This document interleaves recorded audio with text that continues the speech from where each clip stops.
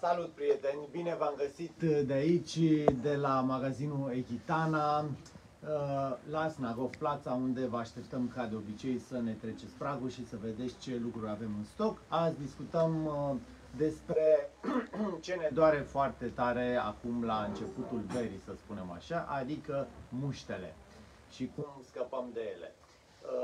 Atenție, muștele sau alte insecte care pot ciupi calul, sigur că dacă noi ne gândim că să spunem așa, ne încurcă în antrenament, pe cai încurcă tot timpul zilei pentru că stau în graj, în boxă sau la padoc, deci ar trebui să ne gândim la niște soluții la care putem să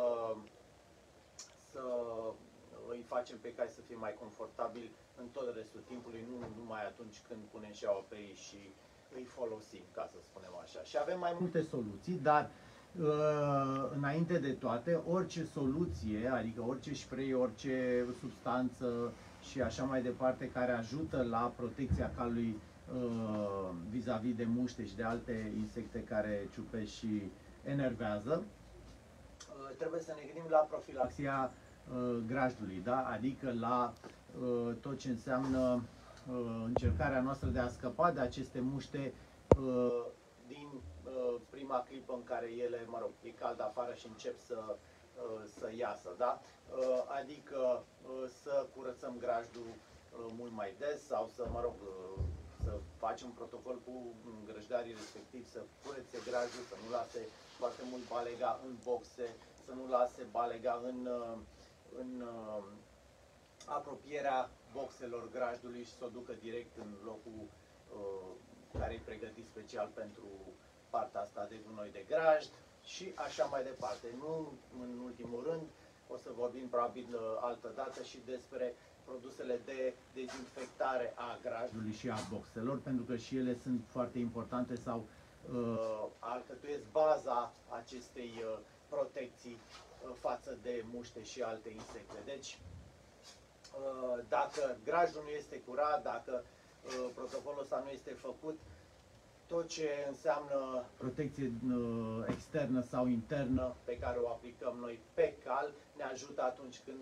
ieșim cu calul în afara grajdului, da? Dar el cât stă acolo 10-15 ore în grajd, dacă nu are acces la padoc, o să sufere. Și acum trecem la produsele pe care vreau să vi le prezentăm. Sunt câteva produse. Primul este un produs, un gel de la Ecomins. Este un gel care se aplică, atenție, cam 15 grame de cal și se aplică inițial aplicați cel mai bine pe o zonă mai mică, să vedeți dacă nu apare, unii cai sunt mai sensibili, dacă nu apare o iritație sau așa mai departe. Dacă nu apare, el se poate aplica pe toate zonele, în afară de zonele foarte sensibile, cum ar fi nasul, mă rog, comisura, gura, ochii și așa mai departe. Da? Asta este ca o regulă generală pentru mai toate produsele care, să spunem așa, care protejează de muște. Da? Nu aplicăm exact în zona ochilor, nasului și așa mai departe. Pot irita calul sau mă rog, chiar și dacă nu sunt ele chimice, ci naturale, adică doar uleiurile esențiale și așa mai departe, tot produc o senzație care nu e chiar plăcută. Deci aplicăm în zonele imediat următoare. Deci asta ar fi o posibilitate, o puteți aplica de mai multe ori pe zi, sunt 15 grame. De obicei e bine ca atunci când aplicați calul să fie curat, să fie spălat sau măcar curățat bine, da? Țesălat, periat bine, deci încercăm să nu avem mirosuri pe el și eu știu, pete care pot atrage oricum insectele și să ne fie mai greu în loc să ne fie mai ușor. Plus că nici nu arată bine un cal murdar. Acum vorbim de următorul produs, un produs american, Forget Flies, este, văd și la reducere, deci iată e o chestie pe care o puteți încerca dacă n-ați încercat. E un produs foarte bun, un produs natural, este un produs intern. Atenție, se amestecă în mâncare și așa cum știți, eu de cele mai multe ori prefer suplimentele sau lichide, ca să spunem așa, pentru că se amestecă mai ușor în mâncare, se pot da mult mai ușor. El e pe bază de usturoi, dar usturoiul este potențat pentru că, sigur că putem și avem și în magazin peleți de usturoi sau, mă rog, fulgi de usturoi pe care îi puteți da ca și protecție împotriva muștelor și așa mai departe, dar el este potențat, da? În funcție de cât de mult dați acei fulgi de usturoi și în funcție de la cal la cal puteți să aveți mai mari sau mai mici efecte. În schimb, acesta este potențat și nu conține doar usturoi. Dacă ne uităm aici, conține melasă, oțet din cidru de mere, pudră de usturoi și pudră de alge marine. Și încă un lucru foarte important, conține MSM. Ca în cazul, MSM-ul este, așa cum știți, antiinflamator, ca în cazul în care totuși una din muște sau insecte reușește să ciupească în anumită zonă sau așa mai departe, MSM-ul acționează ca antiinflamator, deci confortul calului este mult mai mare.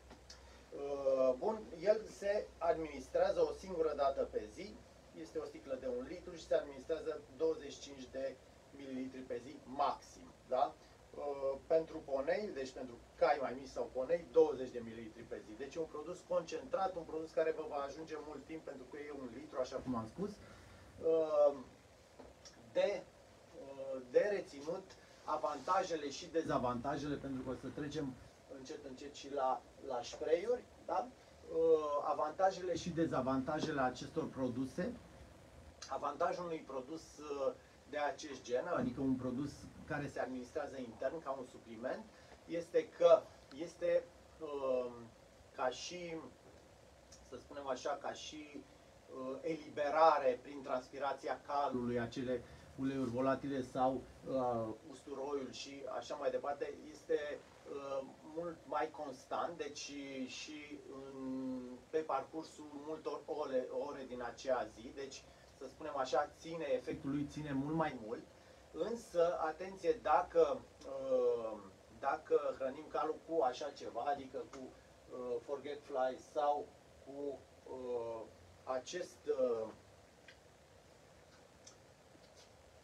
acest produs, da? Care este un produs, să zicem, similar, sigur că merge ca și rețetă un pic pe alte idei, deci avem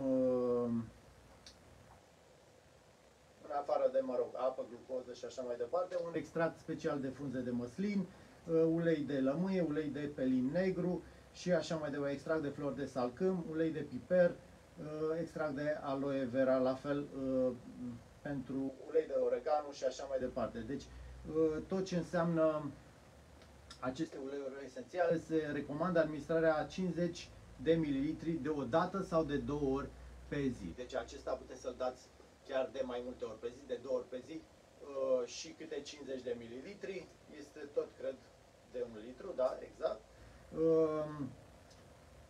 Deci nu conține, din ce văd, nu conține usturoi. Deci merge un pic pe altă idee aceasta a uleiurilor, a obține această protecție din faptul că muștele și așa mai departe nu preferă aceste uleiuri volatile când apar în transpirația calului și așa mai departe. Dar, așa cum spuneam, aceste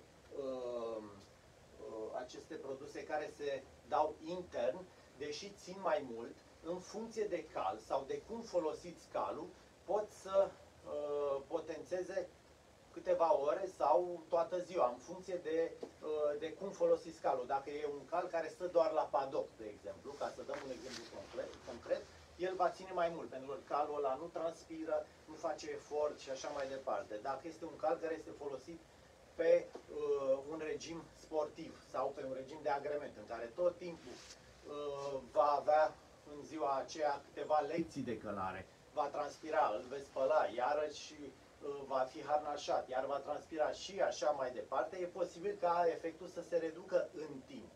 Și atunci vă puteți îndrepta și spre, pentru că le puteți folosi în același timp sau alternativ, e în funcție de cum vreți, deci le puteți folosi în același timp și sau varianta de spray, care este o variantă externă și avem de la ambii producători, da?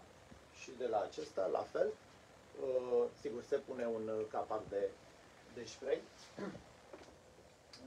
Varianta de spray are avantajul că poate fi aplicată fără probleme de mai multe ori pe zi, chiar dacă ați lucrat cu calul dimineață, l-ați spălat și așa mai departe, ați dat cu spray-ul.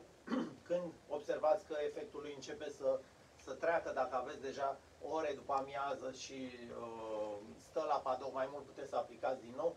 Deci ar avea acest avantaj al aplicării succesive. Dezavantajul este evident, așa cum am spus, că fiind ceva extern, ține evident mai puțin, pentru că eliberarea lui ține doar de momentul în care se află pe piele. Da?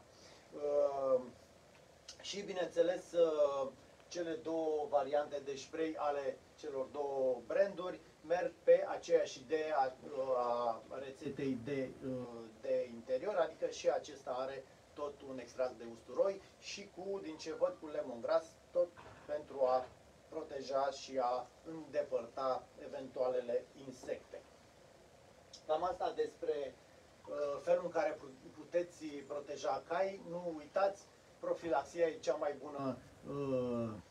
cea mai bună strategie, însă realitatea ne arată că trebuie să, mai ales dacă lucrăm cu acei căluți, trebuie să folosim aceste produse pentru a putea să lucrăm în condiții chiar și de siguranță, pentru că chiar asta ar trebui spus.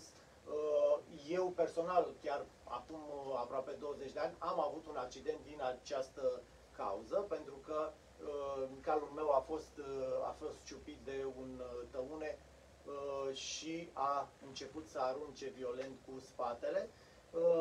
Deci, atenție, uneori un spray de acest gen vă poate salva viața sau spatele. Vă mulțumesc foarte mult și vă doresc un antrenament plăcut!